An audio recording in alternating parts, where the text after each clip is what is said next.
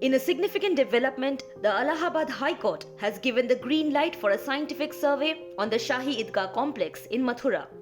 The court's decision was announced on Thursday, and the modalities of the survey are set to be determined on December 18th. The survey, echoing a similar one conducted at the Janmabhoomi temple in Varanasi, is a pivotal move in the ongoing legal battle. The order follows an application seeking a survey of the masjid with claims that the land is an integral part of the Sri Krishna Janmbhoomi and thus a sacred place of worship for Hindus. It is further asserted that the Shahi Idgah mosque was constructed on temple land during the rule of Mughal Emperor Aurangzeb. The lawsuit explicitly seeks the removal of the mosque, allegedly built in 1669-70 on 13.37 acres of land belonging to the Mathura Krishna Janmabhoomi temple located near the birthplace of Lord Krishna. Now, let's delve into the case history.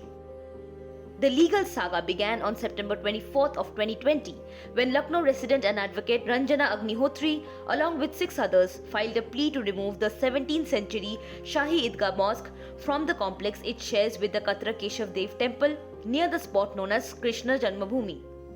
The petitioners, filing under the banner of Next Friend of Bhagwan Sri Krishna Virajman, contended that the masjid is constructed on a part of the 13.37 acre land belonging to the Sri Krishna Janmabhoomi Trust. Initially rejected on September 30th of 2020 as non-admissible, the suit gained traction after the district court overturned the ruling. The legal tussle between the petitioners and the Sunni Central Waqf Board, along with the secretary of Shahi Idgah Masjid and 2 others, concluded on May 5th.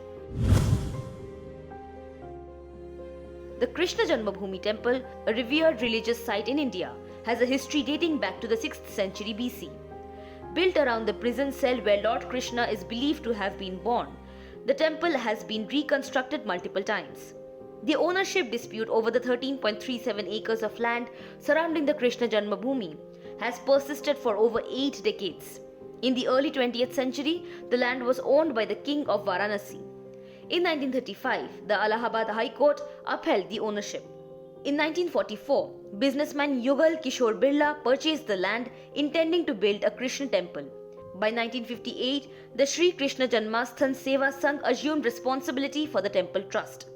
However, in 1964, a civil lawsuit regarding land ownership was filed. In 1968, a compromise was reached between the temple trust and the Shahi Idgah Mosque Management Committee.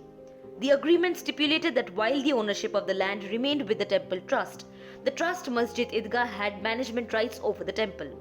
This agreement has been contested, with the 2020 civil suit asserting that it was an illegal compromise.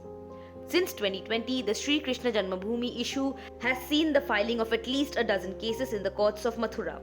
As we await the outcome of the scientific survey's modalities on December 18th, the Sri Krishna Janmabhoomi case continues to be a focal point of legal and historical significance.